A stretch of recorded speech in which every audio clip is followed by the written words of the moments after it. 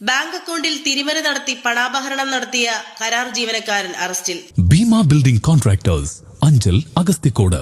Contact 94472 44659 89218 37847. കസ്റ്റമറുടെ bank അക്കൗണ്ടിൽ കൃത്രിമം നടത്തി 7,21,000 രൂപ അപഹരിച്ചെന്ന പരാതിയിന്മേൽ ബാങ്കിലെ കരാർ ജീവനക്കാരനെ ഏരൂർ പോലീസ് അറസ്റ്റ് ചെയ്തു. കരവാളൂർ സ്വദേശി 28 വയസ്സുള്ള ലിബിൻ ടൈറ്റസ് ആണ് അറസ്റ്റിലായത്. ഇയാളിൽ നിന്നും 1,11,250 രൂപയും പോലീസ് പിടിച്ചെടുത്തു.